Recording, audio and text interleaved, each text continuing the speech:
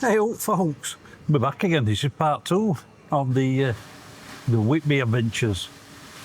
We've just had us breakfast in this cafe. I'll show you the picture of the breakfast in a minute.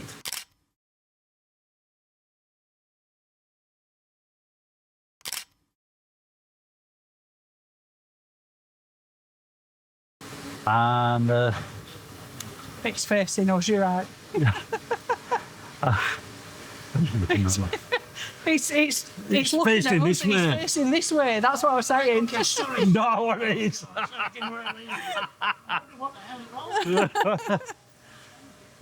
Oh. I'm leaving that in, on it.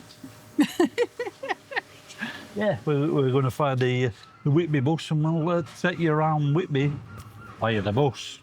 Come on, let's go and find the bus. Singing Kettle, that's the place we've just been to.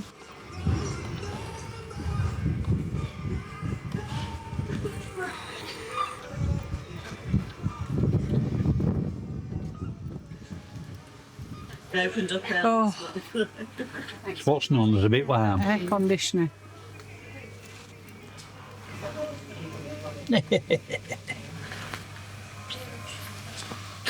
Almost going there CGM, that. Ah,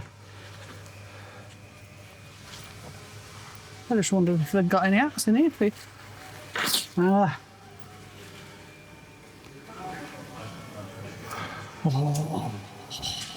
Uh-oh. That way. Uh-oh. Oh.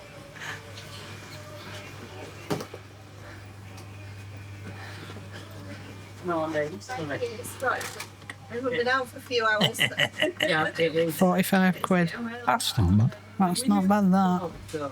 It wasn't windy Thursday. No. It was very still. Oh, I've been since 4 to 5. I was sat on the back doorstep. Goth capital of the UK. Yep. It was. We were out sort of just after 8 o'clock when you clear on the other side.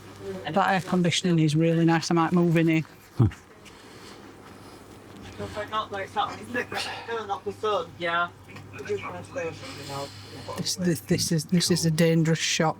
Oh, it's very dangerous, this shop. It's just not big enough for me, that.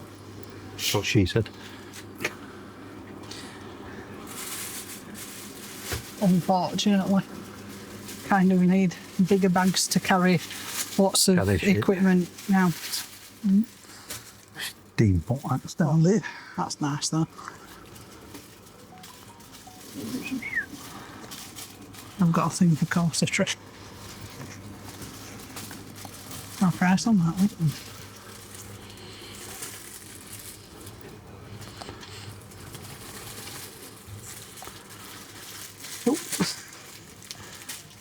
Get it, yeah. It's going to turn into one of them days.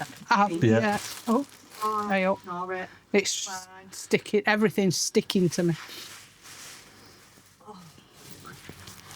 Nice in there, we've got aircon. It is. I've just said I think I might move in here. Tell you what though, she put it on the other day and it turned cool in the afternoon and she had it on. Well, within like 3 seconds on there. And I'm like, oh my God, get my everything. You just can't win, can you? It's okay. We complain if it's too cold. We complain if it's too warm. See, my problem is as soon as my feet get cold, my whole body's cold. Yes. Yeah. But I walked down from the school run this morning thinking, right, got to be at work now, come on, let's go. And I'm there going, sweating in places. Yeah. I didn't know it existed. That's cute. There's a red one as well. Oh, So we even got a snail. oh, don't know about snail. Oh no, it actually looks quite glam, really, for what it is. For what it is. Ah, it's hiding down there. Oh, actually, yeah, you're right. It does. Quite glad. We've even got... Nah. Although I am old enough to remember when telephones were like that. Real telephones. I remember ours when I was little, you know, on the wall by a cord. My kids now, they're just like... You used to sit there. What's a telephone book? You used to sit there and think, who came up with 999 for an emergency number on these dials? Because it took you forever. Yeah, get round, yeah. No, my son knows what a cassette tape is. Good. That's all right. He's 19, he knows what one is, and he's even got a couple because bands started releasing. Yeah. Yeah, they have. They've Well, gone see, back. it's like mine. At least they know what cassettes and He vinyl still are. buys CDs. I said, I know I've got Spotify and everything. He said, but what if it all goes down? Exactly. He said, I've got it then. And my daughter, Exactly. she looked at it and went, what the hell is that? She's 8. Right. Yeah. Yeah. Yeah. My son as well also knows what an N64 looks like. He was a blessed child. He had an N64 and a Dreamcast. I can Can't say remember fairer when than that. N64s came out. We've got a PS5 at one side and a brand new Xbox at the other, you know. Yeah. Can we squeeze past? Because we're loading up on backs. Towel. The Centennial Arts, there's only them. Unfortunately. You are. The Centennial Arts, there's only them. None of them. That cat. Oh, the struggles. Can do. £50. Yeah. No.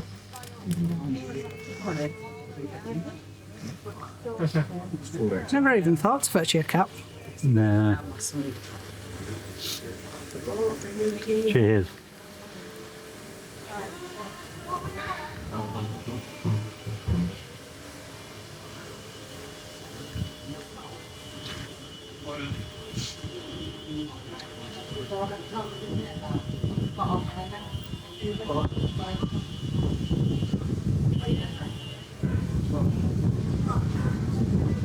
They've got hats in there that were just like bowlers and shit.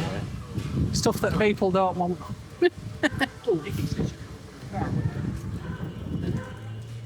Oh, the greatest shop in the world, the Yorkshire Training Company. Yeah.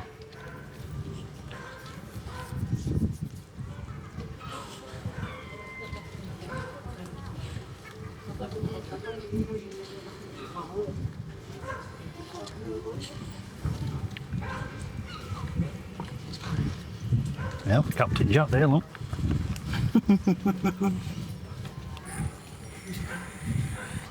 I'm going to put my purse in your bag because I can get to it easier from your bag.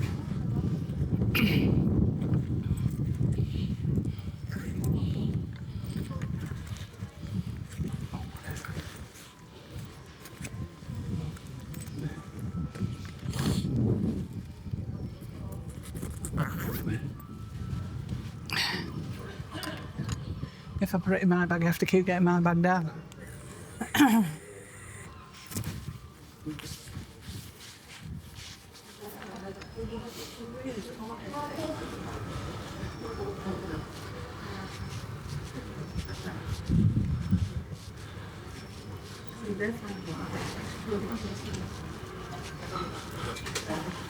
There you go, the Yorkshire Trading Company. I've got loads of it. You haven't you? Yeah.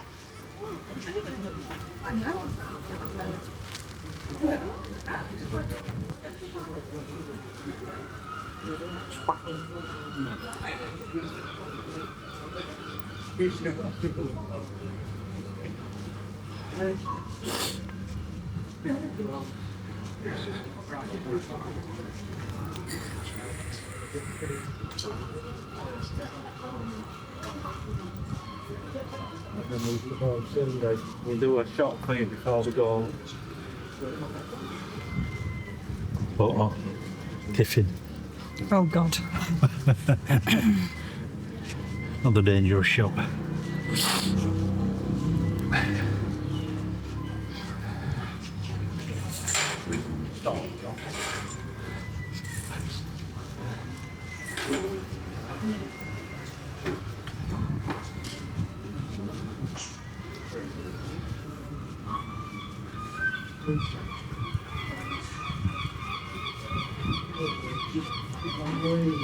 Which brings you right by the train station, doesn't it? Yep. It looks quite good.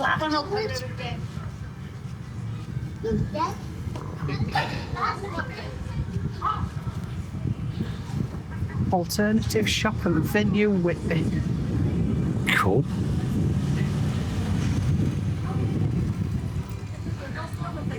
Can't be bad, it's got a kill star flag up. Yep.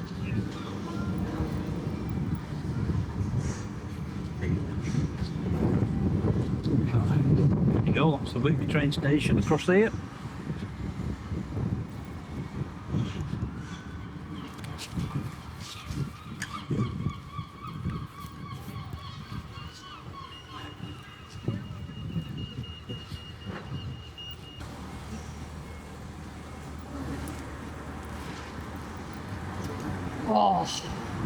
Oh. Dangerous cages. Sweeties.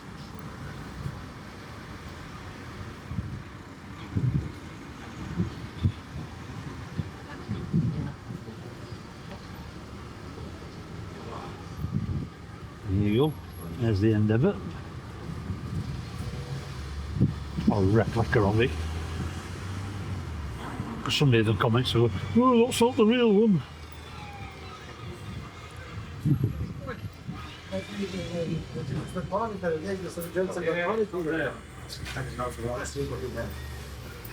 Yeah. Have you got? Oh.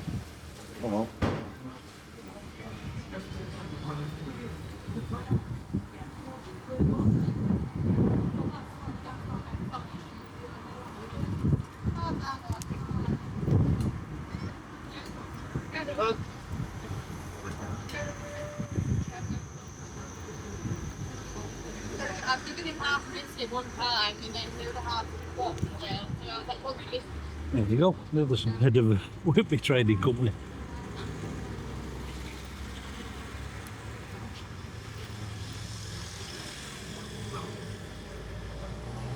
That would be all wrong, never.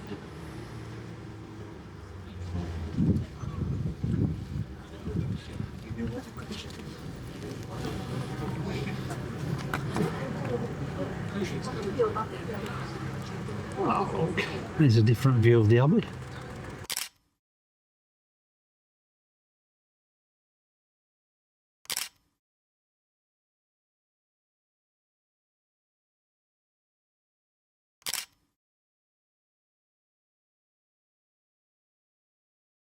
That's what we're after, one of them.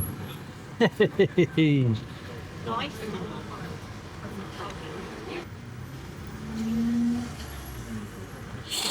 Ah, it's 11 o'clock somewhere.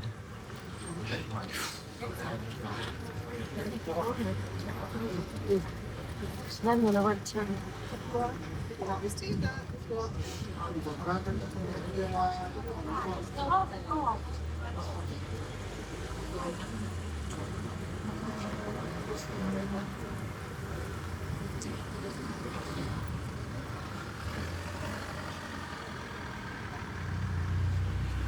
That cafe that we've just been to, is just up that alleyway.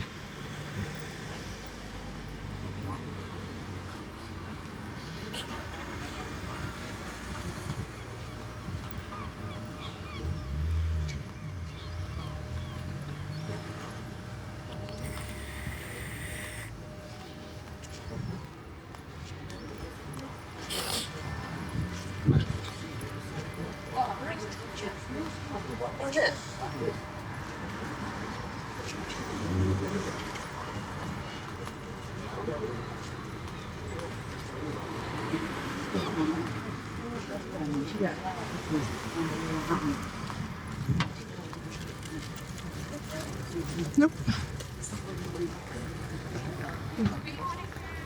You ain't taking no fucking prisoners.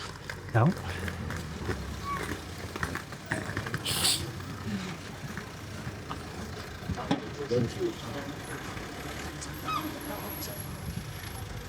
Can't walk there, Chief. Oh.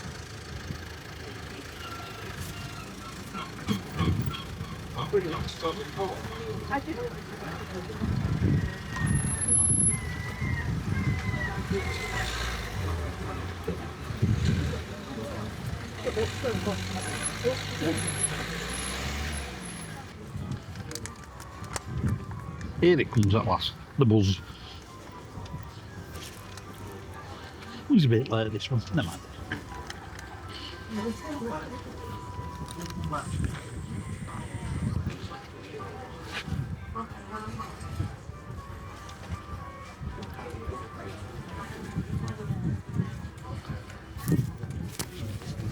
Yeah, Yeah. jump on the Might be a bit warm with my backside on there. Here, I don't think. Wait, win. Hey, Rory. Known as a place of refuge for marriages. Thanks. Yeah, The beach on the opposite side is known as Collier's Point. And it's thought that it would be safe if touched it. Cheers. Thanks. The sea in the 1890s was inspired by a real-life incident. A Prussian vessel, the Norwegian, ran aground on Collier's Point. Same again. £7, please. It's cheaper than the Storm the day before. I pulled that cash there. The crew were saved, but unfortunately the ship broke off. Cancel that one off. Sorry, just on top there. I was a bit Just easily across the river, you can see the 190 There we go, that's got it. steps leading up to St Mary's Church and the alley. Cheers. Thanks. They used to be £16, full houses please. to the left. Just on top Well, there there. was a And keep it there till the landslip in 1787. Many houses ended up on the beach below, and over 1,000 residents. Cheers. followed. Thanks. It's remarkable that no lives were lost that night. Fortunately, the land was seen to be breaking up, and everyone was evacuated a few days before. Since then, there have been 3 notable landslips in 1870, 1923, and most recently in 2012. If you follow the road straight ahead of us, you'll a bit find busy yourself on upstairs, so- Battery Parade. See what you As the see name throat with you. suggests, it was where several defence cannons stood in the early 18th century. The round white buildings were powder magazines, which held the gunpowder for the cannons. They were also used as customs lookouts to control revenue collection and smuggling. Put that in there. The West Pier was rebuilt and lengthened in 1737 and finished in 1814. The deck extension dates from 1913. The East Pier footbridge was reopened in 2020 after the previous one had been destroyed by the sea. Behind the bandstand is a Whitby Heritage Trail sculpture depicting herring girls. This would have been a common sight in the late 18th and early 19th centuries. As the fishing fleet followed the shoals of herrings along the coast, the herring lasses would follow by train, so the fish could be gutted and packed as quickly as possible. Lovely. The fiercely strong and independent women worked in small teams of 2 or 3. 2 girls would gut and salt the herrings, and the third would pack the fish into barrels. I'm off. Aye. I'm off. I'm with it. That's it. Oh, well.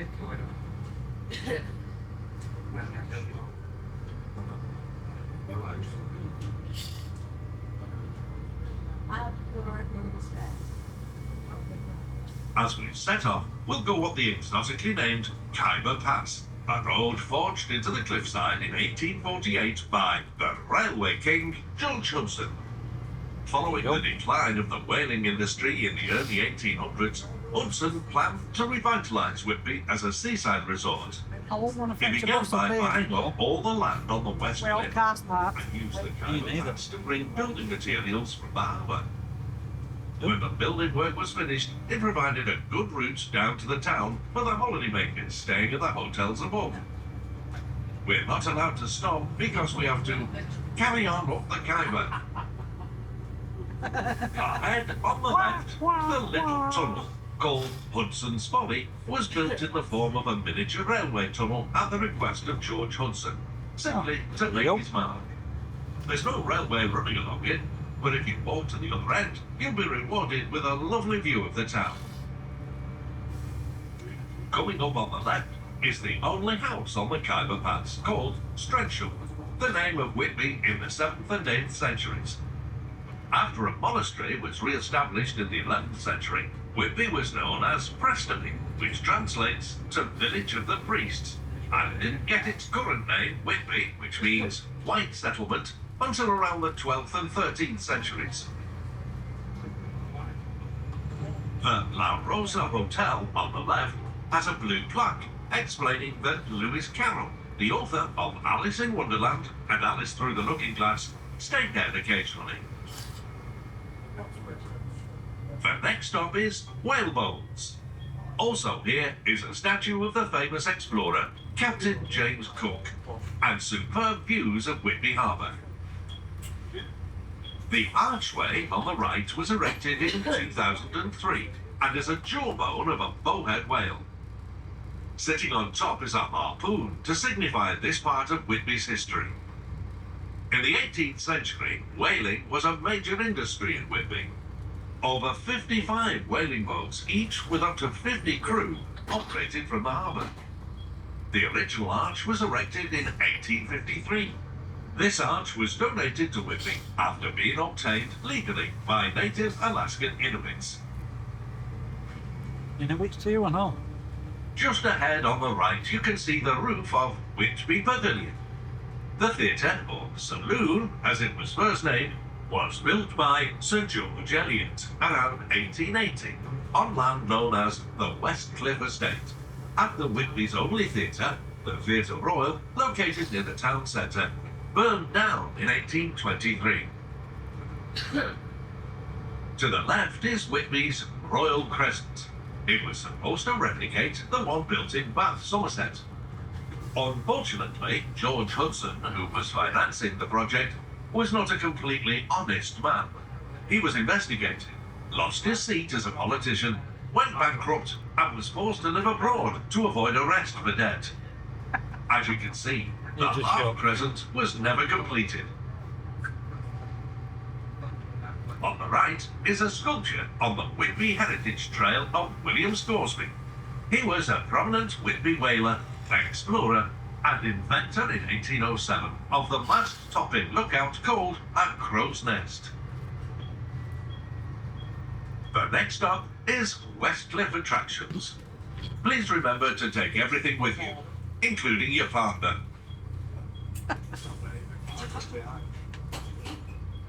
The cliffs in the far distance are the Kettleness Cliffs. Alum was mined there between 1727 and 1871. Alum is a red mineral that was used in the tanning industry to dye leather products, such as shoes and clothes. Get another one up, Abby.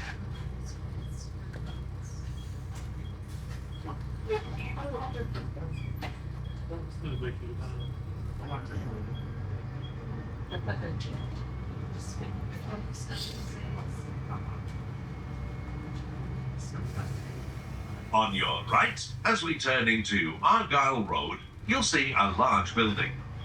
It was built in 1898 and was the first iron-framed building in Whitby, and the first in the town to have mains electricity.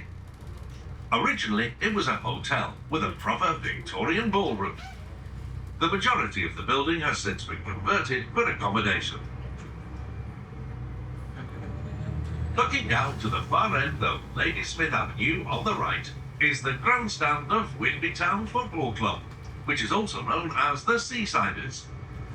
The Saxonville Hotel was the childhood home of Margaret Storm Jameson, who was an English journalist, author, and the president of English When you PEN, missed it. the world's oldest human rights When you missed organisation. it. Just before we turn left at the roundabout, take a look straight ahead down Station Avenue.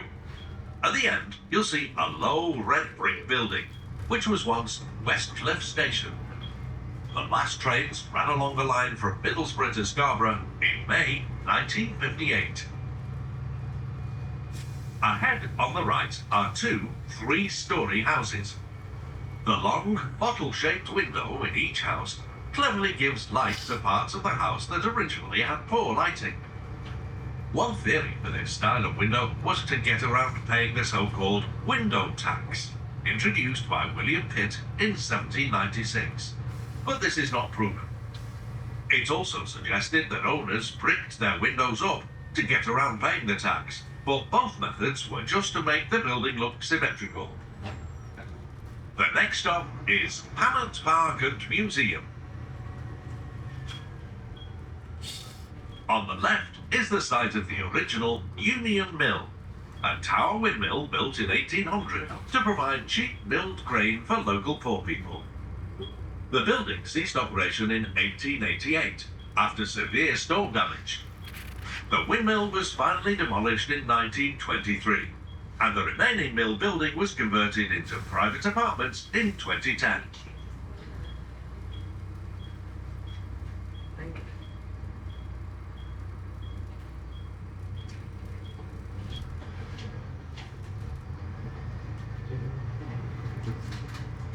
As we go round the roundabout, we'll travel down Chub Hill Road, which was built in 1886.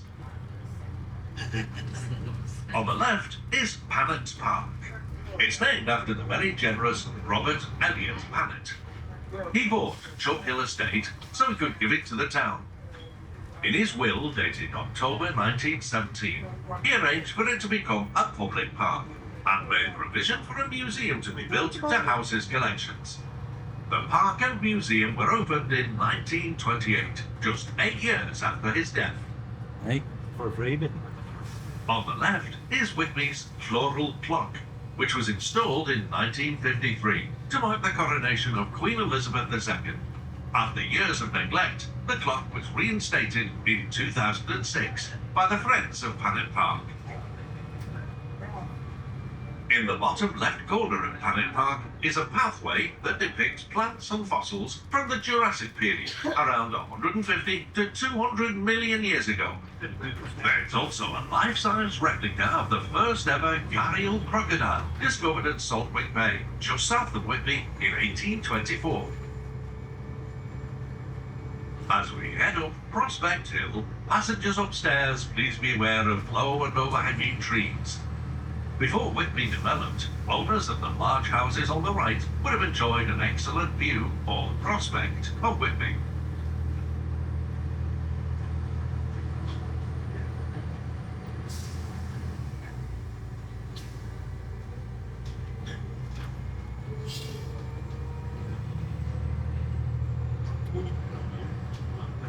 In several gardens on the right before the junction, you can see spiky Chilean pine trees, which are more commonly known as monkey puzzle.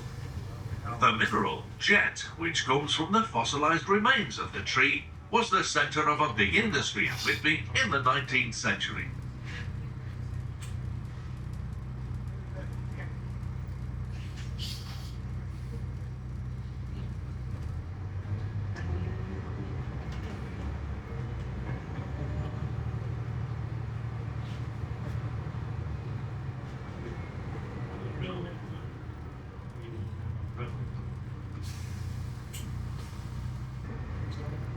On the left, a couple of miles along the A171 on the roundabout to Pickering, in an area known as Banial Flats, there's a memorial to the first German plane brought down on English soil in World War II. The British Hurricane pilot who shot it down on the 3rd of February 1940 was Flight Lieutenant Peter Townsend. He later became a personal attendant to King George VI and Queen Elizabeth II. He also dated Princess Margaret.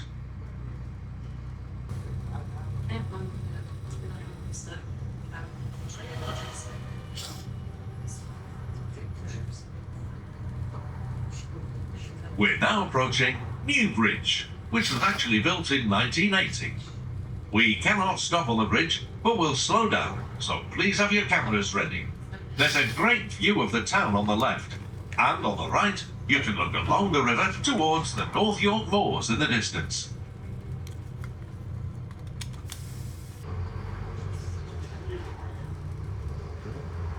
Hey, okay, I was just going to message you. Yeah, we just put them in place, I think. So, I'm sure that we got through all right, see you up there.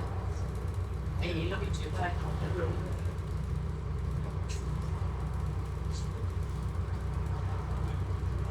Below, on the left, the buildings occupy the original Whitehall shipyard, which closed in 1902.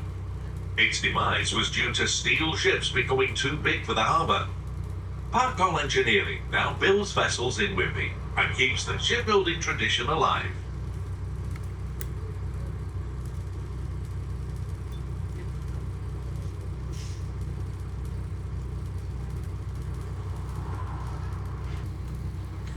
people at the top of the steps. Yeah. I love this camera.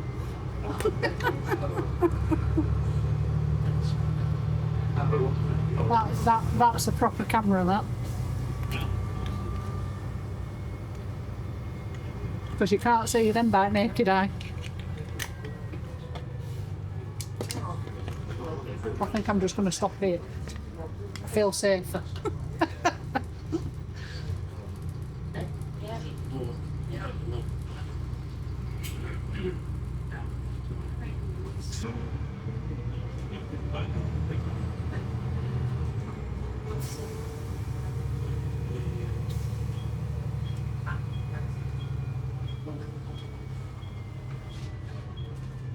We're turning left into an area called Gallows Close, which was used for executing criminals by hanging. These hangings were public events, and people used to walk for miles to go and watch. Some even made a day of it and brought picnics.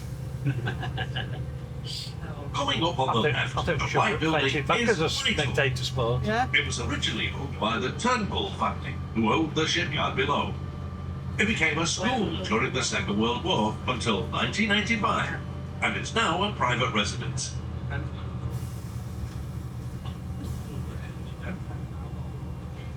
The original 1800s Spittal Bridge is coming up on the left, but the one we'll cross was built in the 1930s.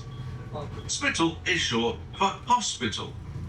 A hospital stood near here from 1109 to 1539 to house patients suffering from the very contagious disease called leprosy. The two bridges were used in World War II as air raid shelters. We're now commencing the steep climb up Green Lane. Green Lane, historically nicknamed Hearse or Corpse Road, was the route taken by rich people in their horse-drawn carriages to get to the church and graveyard near the abbey. Poor people had to carry the coffins up the 199 steps. More recently, national cycle races have used Green Lane as part of their route. Whitby Regatta is one of the oldest sea regattas in the country. It's been entertaining crowds for over 170 years. Regatta Weekend runs annually in August with a host of events, including a variety of boat races, exhibitions, and a grand firework finale. Whitby Goths started in 1994, has grown into one of the world's premier goth events, and brings thousands of people to the town in April and October. Whitby also hosts a variety of themed events throughout the year, including steam rallies, Viking and pirate weekends, and a week-long folk festival.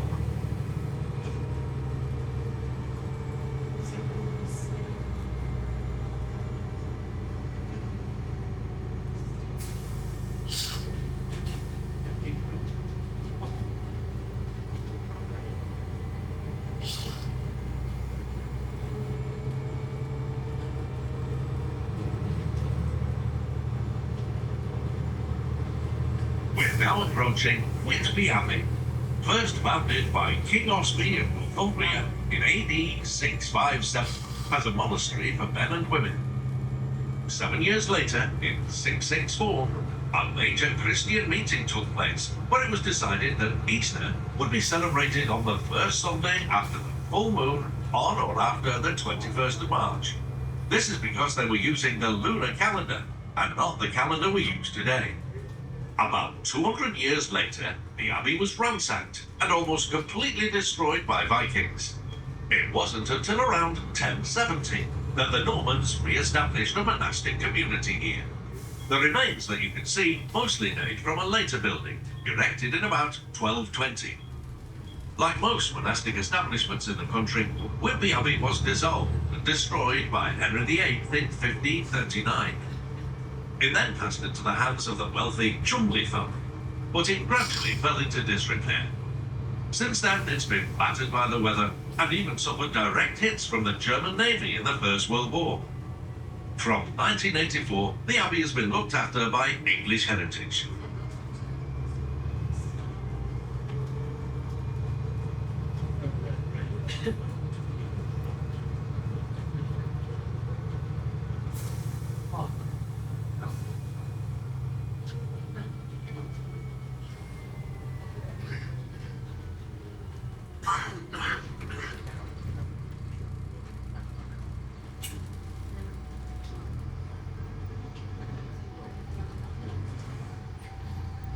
The main building on the right of the road is Whitby Brewery, which was founded in 2013, for those of you interested.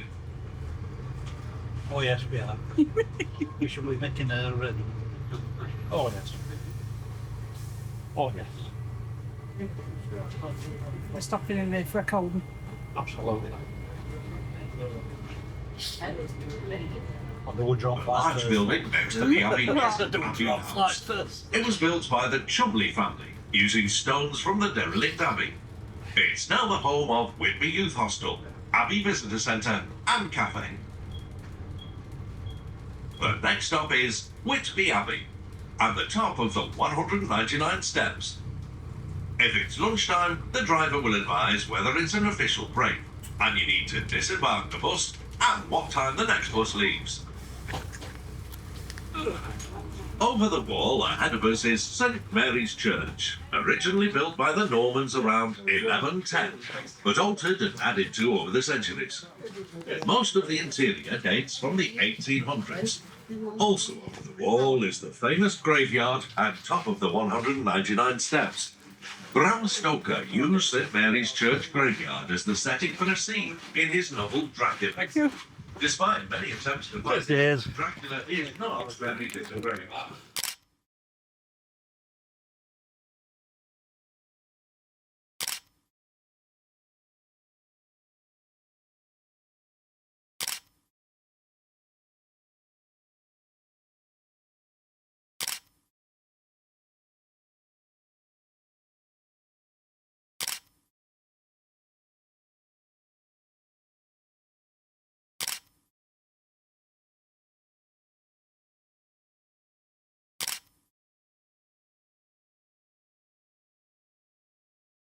There you go. There's a trip round Whitby by Buzz.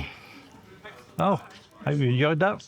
And see you on the next one.